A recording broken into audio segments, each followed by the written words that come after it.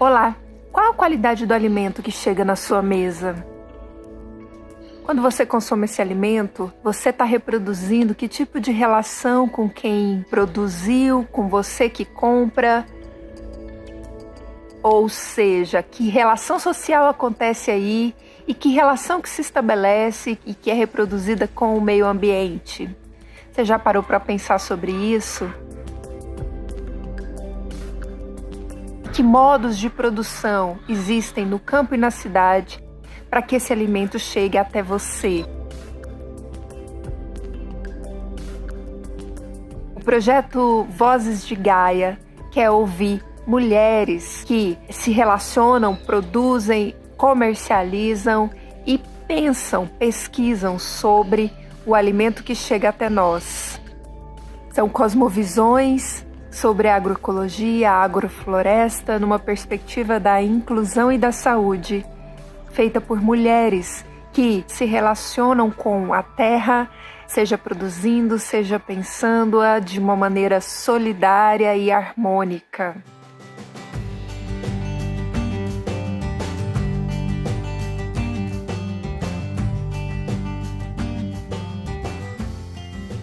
A agroecologia, ela é algo mais do que uma técnica de plantio. Ela é um novo jeito de viver as relações humanas.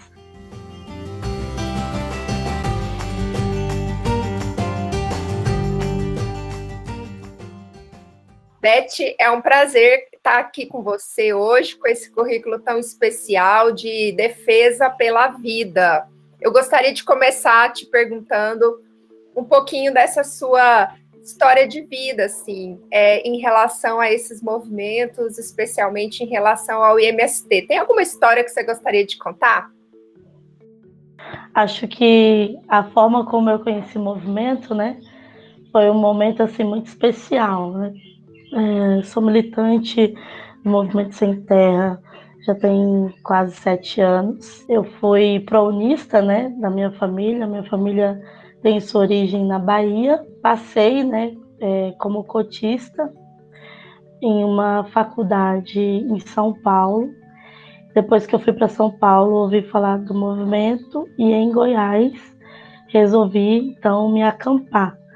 Então, mesmo que a minha família na Bahia tenha uma ligação direta com a terra, né, com as questões pertinentes a ela, a minha trajetória no movimento foi numa situação de definição, inclusive, de história de vida, né? Poderia ser uma comunicadora social, uma publicitária em uma empresa hoje, né, capitalista. No entanto, o caminho que resolvi traçar diz respeito à libertação da terra, né? Então, acho que essa foi a melhor definição que eu pude tomar, assim, no curso da minha vida, né? E a mulher nesse papel da matriz agroecológica, como é que é a sua contribuição? Como tem sido esse sonho de uma matriz agroecológica com maior percentual de atuação no Brasil? Olha só, a gente até tem uma palavra de ordem que diz assim, né? Tem sangue, se tem choro, se tem lágrima, não é agroecologia, né? Então, se um alimento, se para ele chegar na nossa mesa, ele chega carregado de trabalho, de lágrima, de violência, com certeza não é uma matriz agroecológica, né? Então, assim, as mulheres, elas são as principais responsáveis, digamos assim, pela implementação da agroecologia, né? Muito se tem visto pelo interior do país, também aqui no estado de Goiás, das mulheres que estão ali em casa, né, com a lida da casa, com a lida dos filhos, com a lida dos companheiros, mas que sempre, né, estão aí ousando. A gente tem não só a implementação nos quintais, digamos assim, produtivos, mas também em áreas, né, de roça, de lavoura, que tem muita mão da mulher, né? Os movimentos sociais também, Lara, se você me permite um gancho, quando a gente está na fase de acampamento, né, de luta pela terra, que está todo mundo assim vivendo mais coletivamente, né? A gente tem muitos relatos, né, de mulheres que estavam na cidade, que foram deixadas, né, pelos seus companheiros, ou que a gente nem pode dizer que uma pessoa dessa é companheira, mas foi deixada pelos seus ex, né, em situação de vulnerabilidade extrema. Aí chega, né, o trabalho de base, chega o convite para ir para uma reunião, essas mulheres se juntam e elas conseguem ver no movimento que existe uma outra forma de viver, né? A gente também tem essa preocupação, não só da produção de alimento, mas o nível de relação que a gente tem de igual para igual entre você e eu, né, mulher, mas também das relações familiares. Então, quando as mulheres vêm para o Movimento Sem Terra e que aí a gente começa a fazer essa formação política também do que é ser mulher, também desse combate que a gente precisa fazer às relações tóxicas, né, ao machismo, ao patriarcado, a gente se sente super mulher porque a gente descobre que a gente pode fazer tudo sim, né? Inclusive plantar. E é sabido, né, por todos nós que a agricultura ela tem muita relação, né, historicamente, né, a descoberta da agricultura foi pelo olhar feminino, foi pelo olhar da mulher. E a agroecologia hoje, ela é isso. Ela é muito pelo olhar feminino, pela aposta que as mulheres fizeram, né? Desde as técnicas mais rudimentares nos quintais produtivos, na defesa de sementes crioulas, na defesa das sementes tradicionais, até colocar o chapéu, colocar o boné, colocar a enxada embaixo do braço e ir roçar, ir capinar, ou ir também manusear um trator, parar uma porção de terra, né? Então, assim, as mulheres, elas são responsáveis, digamos, pelo rigor que a gente precisa ter quando a gente vai iniciar uma transição, por exemplo, de um plantio que era feito com veneno, com insumo químico, né? E que as mulheres, elas falam assim, não, quero aqui fazer as geleias, quero fazer aqui os plantios de pimenta, numa perspectiva agroecológica. Então, as mulheres são mais determinadas nesse sentido. Não deu certo uma vez, não deu certo duas, mas a gente vai tentar a terceira, né? Então, não só em relação ao alimento, né, que a gente vai ingerir, mas, por exemplo, a produção de fitossanitários, né? A produção de plantas medicinais também, né? Dos quintais medicinais, porque tudo isso também é agroecologia, né? Ao mesmo passo em que, resgatando as histórias que as mulheres socializam, né? Nas nossas plenárias, nas nossas assembleias, de mulheres que viviam com as suas famílias, né, nos grandes centros urbanos, às vezes também nas periferias, e ingerindo um alto índice de antidepressivo, ingerindo para uma dor de cabeça, remédio, analgésico, anti-inflamatório, isso e aquilo.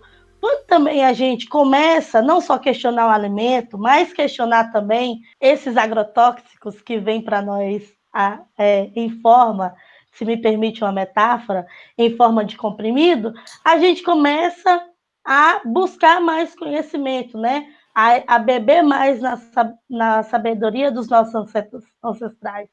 Então, assim, por que nós não planta aqui uma ervacideira, um boldo, né? Uma lavanda? Por que a gente não começa também a experienciar outras práticas agroecológicas, né? Em outros níveis da vida, inclusive, né, no sentido da saúde popular. Dizer da agroecologia hoje é dizer de um cuidado mútuo, um cuidado com você que vai comer o alimento, um cuidado com a natureza, um cuidado comigo, um cuidado com os meus filhos, um cuidado com a geração, com as gerações que vierem, né? Então, assim, a agroecologia, ela é algo mais do que uma técnica de plantio. Ela é um novo jeito de viver as relações humanas.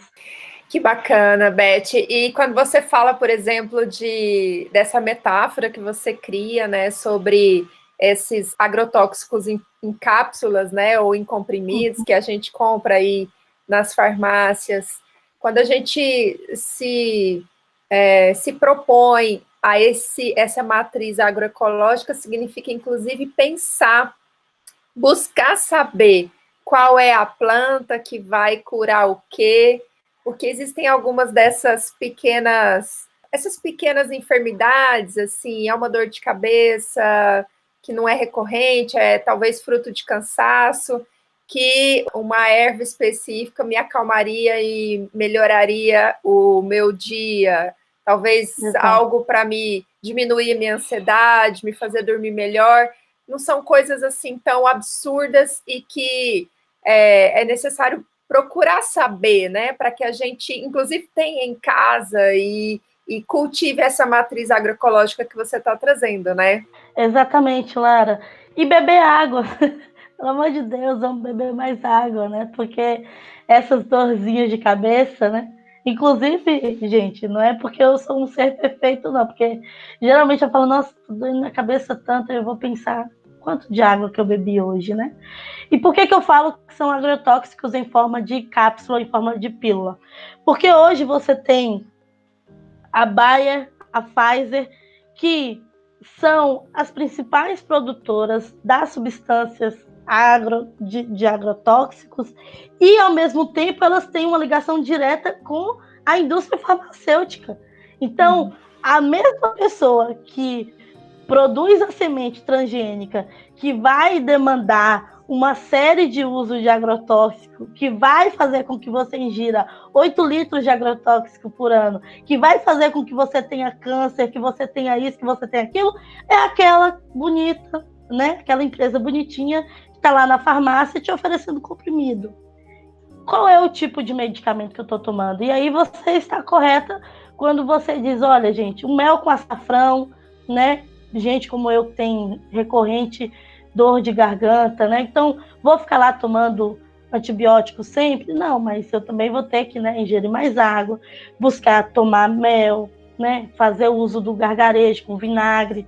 Então, assim, são novos hábitos, digamos assim, que a gente precisa ir experimentando, né? Precisa também estar investindo na alimentação, não só também ficar comendo produto processado, né? Vamos dar a vez, né, a mais salada, né? Uma rúculazinha, vamos ingerir mais agrião, vamos ingerir mais alface, né? Vamos dar a vez também uns tomatinhos cereja. Então, assim, né, essa diversidade da alimentação nos previne, né, dessas viroses, ela nos previne de possível queda na imunidade. Então, a agroecologia, ela também perpassa por essa prevenção, né? Porque pensar em saúde não é pensar na cura. Ah, eu estou doente, eu quero uma cura aqui agora. Mas é pensar assim, o que eu vou ingerir para me prevenir o resfriado, para eu prevenir, né, uma possível dor de cabeça, igual você falou. E aí, nós, enquanto setor de saúde no MST, nós temos uma palavra de ordem que é isso, né? Saúde é a capacidade de lutar por tudo que nos oprime. Então, estar saudável é também você ter em mente, né, que hoje não é só um alimento saudável, hoje não é só uma cura de um remédio que você precisa, mas olha o tanto de coisa que através do alimento, né, através da conversa, através da valorização das culturas, que a gente vai, né, adquirindo mais conhecimento, abrindo mais o nosso olho, né? Inclusive nós mulheres, né? Quantas mulheres falam, olha, eu tomei anticoncepcional por tantos anos, né? E diminuir a minha capacidade de fertilidade e tudo mais, não sei o quê. Tive um mioma, tive um problema no útero, e aí tem as nossas ancestrais, né? Lá com as garrafadas, com o chazinho da folha de algodão. Então, assim, essa busca, e por isso que tem que ter muita determinação, né? Para quando a gente decide militar, né, caminhar por esse caminho, porque é muito difícil, né? Você não chega numa farmácia hoje, você vai falar assim, que eles chamam os fitoterápicos de medicina alternativa, né? como assim, descredibilizando, né? Assim, como se fosse menos eficaz, né? E, na verdade, é um costume, é um hábito, né? Você não vai só ficar tomando água na hora que você tem a dor de cabeça ou a hora que você tem um problema renal, né? Mas são hábitos que, costumeiramente, dia a dia, a gente tem que se disciplinar para isso, né? O cuidado com a saúde, o cuidado com a alimentação, o cuidado com as nossas relações que a gente precisa ter entre companheiros e companheiras, isso é uma luta diária, é uma revolução diária, né? Não vai ter o Big Bang de novo, bum, oh, pronto, aconteceu a revolução dos costumes, da cultura, do socialismo, do feminismo, e a partir de hoje será um novo homem, uma nova mulher. Não. Assim como a gente cultiva o alimento, a gente cultiva também isso diariamente, né? As relações, uma saúde melhor, uma educação melhor, e assim sucessivamente. Bom, Beth, eu queria que você, assim, pensando agora um pouquinho mais na perspectiva dessa relação das mulheres com atitudes violentas, com esse, inclusive, momento assim que a gente vive social e de tantas denúncias, né, contra problemas contra as mulheres. Você poderia comentar um pouquinho assim sobre essa situação dentro daquilo que você vê, assim, dentro dos acampamentos, dentro, assim, o quão preocupante é essa situação? Certo. Inclusive, é uma das pautas, né, que essa revolução precisa ser diária, né? E está dentro do movimento de esquerda, né, progressista, visando aí o materialismo histórico dialético. A gente não pode falar em revolução se a gente não rompeu certos valores que são, evidentemente, de uma sociedade capitalista, né? Sobretudo em relação da exploração do homem sobre o homem, né? Da dominação do homem sobre o homem, mas também da dominação, da exploração que existe do homem para com a mulher. Então, eu costumo dizer que os movimentos sociais e populares não são bolhas, né? Eles também são formados, nós vivemos, né? Não vivemos numa dimensão em paralelo, nós também vivemos dentro dessa sociedade que está doente, né? Que cada dia ela mostra um grau de desumanidade que é assustador, né? E uma dessas desumanidades, né? Uma dessas violações, né? Do direito à liberdade é a violência contra as mulheres, né? E o que o movimento, né? Inclusive tem feito muito assim nas nossas bases é a conscientização, é a formação e a radicalização nesse tema. Não dá para falar em agroecologia, como eu disse anteriormente, se tem violência contra a mulher. Não dá para falar em agroecologia se os sujeitos LGBTQIAP+, não são inseridos dentro do seio da comunidade. Não dá para falar em agroecologia, em revolução, em socialismo, em feminismo, se existe o machismo, né, escancarado, evidenciado, e o silêncio.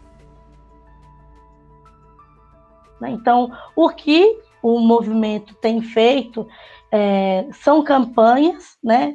E não só as campanhas, inclusive a campanha atual, para quem também quiser saber um pouco mais, não só as formações entre companheiras, mas entre companheiros e companheiras, como também a campanha, né, Mulheres Sem Terra contra os vírus e as violências, né? Então, que tipo de agricultura, que tipo de vivência que a gente quer estabelecer nos nossos territórios que não vivencie, né, que não reproduza esse tipo de coisa. A luta pela terra, ela também é a luta contra o patriarcado, contra o machismo, contra o feminicídio. A gente sabe, a gente está numa região do país, que é o Centro-Oeste, no estado de Goiás, que é o estado que mais assassina, que mais tem índice de feminicídio com mulheres negras, né? O índice de feminicídio do Brasil, né? Ou no rank 2, ou no rank 3, ou no rank 4, sempre aparece o estado de Goiás.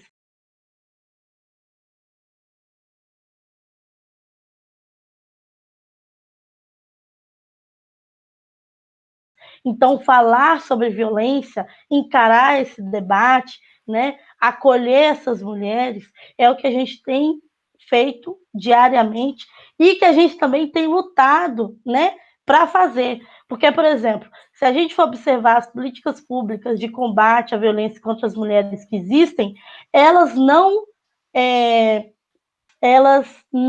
chegam, elas invisibilizam as mulheres rurais, as trabalhadoras rurais, as mulheres sem terra. Por quê?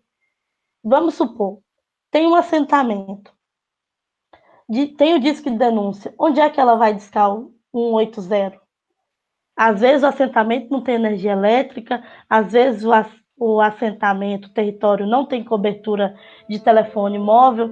Então nós precisamos e encaramos esse debate, inclusive para criar mecanismos, né, para lutar por políticas públicas que também coloque as mulheres rurais, né, no centro do debate.